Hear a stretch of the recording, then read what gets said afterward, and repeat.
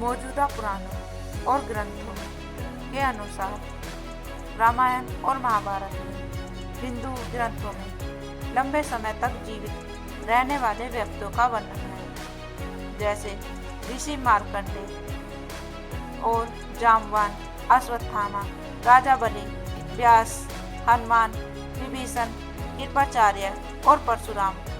इन 9 अमर व्यक्तित्व हैं जिन्हें चिरंजीवी भी कहा जाता है। आइए हम उन 9 चिरंजीवियों के बारे में गहराई से जानते हैं। हेलो फ्रेंड्स, मेरे चैनल में आपका स्वागत है। मेरी वीडियो अच्छी लगे तो लाइक, शेयर और सब्सक्राइब जरूर करें। धन्यवाद। चलिए शुरू करते हैं।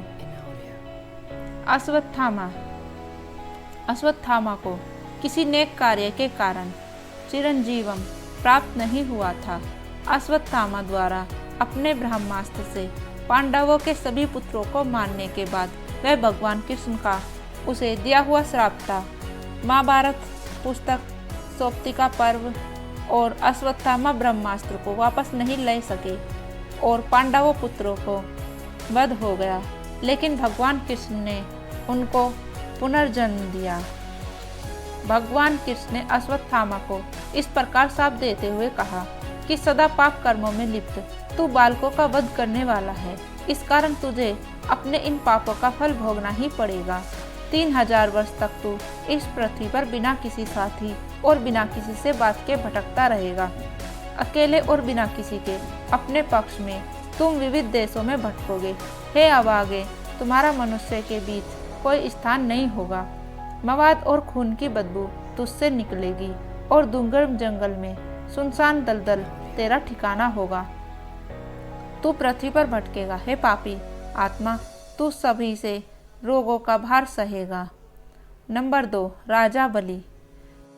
राजा बलि, यह एक घटना है जब वह अश्वमेध यज्ञ कर रहे थे, लेकिन सारे देव देवता यह यज्ञ करने से डर रहे थे, क्योंकि यह यज्ञ असीम अपार शक्तियों की प्राप्ति के लिए था।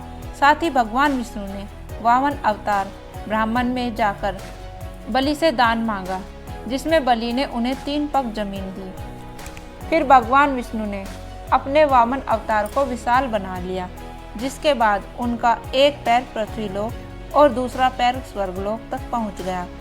जिसके बाद भगवान विष्णु ने कहा कि मैं अब तीसरा पग कहाँ रखूं? तब राजा बलि ने मुस्कुराकर कहा, भगवान मेरे सर पे। जिसके बाद भगवान विष्णु ने उनके सर पर तीसरा पैर रखा और उन्हें अमर होने का वरदान दे दिया। उसके साथ साथ उन्हें सूतल लोक में बसाया, जहाँ देवताओं को भी जाने नहीं मिलता था। बलि चक्रवर्ती हिंदू धर्म के अब तक के सबसे शक्तिशाली शासकों में से एक थे। वह अपनी ताकत और साहस के लिए जाना जाता है और मिथक यहाँ तक कहता है कि उनके पास अपने प्रतिद्वंदी की आधी ताकत हासिल करने की शक्ति थी। उन्होंने अपने युद्ध कौशल और बहादुरी से पूरी दुनिया को जीत लिया था। नंबर 3, वेद व्यास जी। चिरंजीवी की सूची में एक नाम ऋषि वेद व्यास जी का है। वह कई पुराणों और अन्य के निर्माता हैं। वह सबसे बुद्धिमान हैं और अपने ज्ञान के लिए प्रसिद्ध हैं। उनका नाम त्रेता युग के अंत में हुआ था और वे महाभारत के कथाकार थे। ऐसा माना जाता है कि वह उत्तर भारत के कुछ सुदूर इलाकों में पीछे हट गया। व्यास हिंदू पौराणिक कथाओं में सबसे बुद्धिमान पात्रों में से एक है। व्यास महान विद्वान और लेखक, महाभारत और श्रीमद् भागवत के लेखक हैं।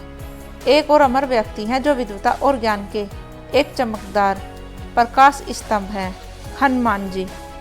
चिरंजीवी की लिस्ट में अगला नाम पवनपुत्र हनुमान जी का है। श्री राम जानकी बैठे हैं मेरे साइन में और राम जी चले न हनुमान के बिना जैसे धार्मिक गीत हैं, जो स्पष्ट रूप से भगवान राम के प्रति हनुमान के प्रेम और स्नेह को दर्शाता है। निस्वार्थ और निडर थे। उन्होंने भगवान राम की मदद करने में कोई कसर नहीं छोड़ी। उसने वह सब कुछ किया जो वह करने में सक्षम थे। सीता माता की खोज हो या लक्ष्मण जी के लिए संजीवनी प्राप्त करना, परिणाम स्वरूप सीता जी ने उन्हें दुनिया भर में भगवान राम का नाम फैलाने के लिए अमरता प्रदान की, जिसने हनुमान जी को हमेशा युवा, ऊर्जावान और अमन बना दिया था।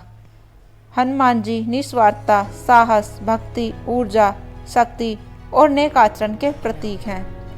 परशुराम जी अपने क्रोध के लिए जाने जाते हैं।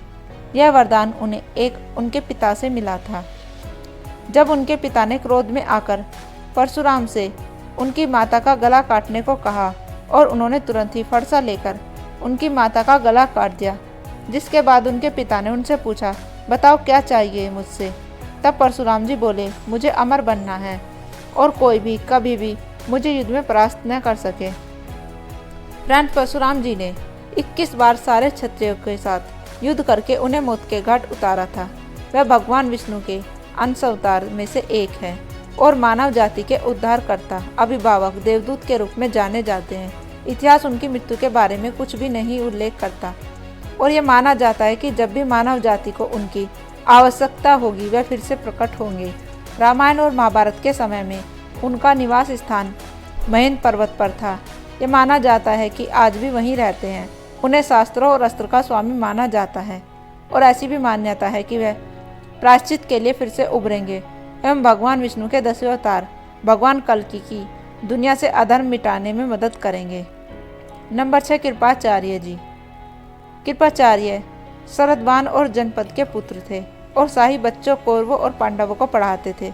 भीष्म द्वारा द्रोणाचार्य को शिक्षक के रूप में नियुक्त करने से पहले उन्होंने कौरवों और पांडवों को नैतिकता, युद्ध, रणनीतियों, प्रशासन आदि के बारे में सिखाया।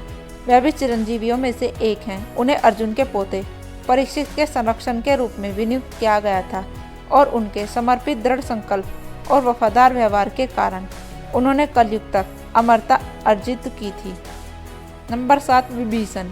विभीषण हिंदू पौराणिक कथाओं में सबसे कर्तव्यनिष्ठ, धर्मी और नैतिक पात्रों में से एक है। वह न केवल रावण का छोटा भाई था बल्कि सबसे बुद्धिमान भी था। वह कभी भी राम और रावण के बीच युद्ध नहीं चाहता था और इस तरह उसने अपने भाई को सीता को बंदी न रखने की सलाह दी और उन्हें सीता को भगवान राम के पास वापस करने और माफ़ी मांगने के लिए कहा। रावण ने उनकी बात सुनने के बजाय उसे अपमानित किया। इस प्रकार वह राम की सेना में शामिल हो गया और रावण की मृत्यु के रहस्य का खुलासा किया। उसके नेक, बुद्धिमान और नैतिक कार्य के लिए भगवान राम ने अमरता के साथ स्वीकार किया। नंबर 8, मार्कंडेय। सभी देवता क्रोधित शिव के सामने प्रकट हुए और उनसे यम के जीवन को बहाल करने का अनुरोध किया, क्योंकि मृत्यु के बिना दुनिया असंतुलित हो जाएगी। यह उस समय के दौरान हुआ जब भगवान शिव श्री यमदेव से लड़ते हैं और श्री यमदेव पर जीत हासिल करते हैं। शिव ने अन्य देवताओं पर भरोसा किया, मार्कंडेय को अमरता का वरदान दिया और 16 से अधिक उम्र के नहीं होने का वरदान दिया और यम को वापस जीवन में लाया। नंबर 9, जामवंत। जामवंत भी भगवान परशुराम व हनुमान की भांति अमर थे, इसलिए उनका योगदान भी कई युगों तक रहा। साथ ही उन्होंने भगवान विष्णु के कई अवतारों को धरती पर जन्म लेते व अपना कार्य करते हुए देखा। उनकी मुख्य भूमिका त्रेता युग में भगवान राम के समय रही। वह एक छोटी भूमिका द्वापर युग में भगवान श्री कृष्ण के समय भी रही।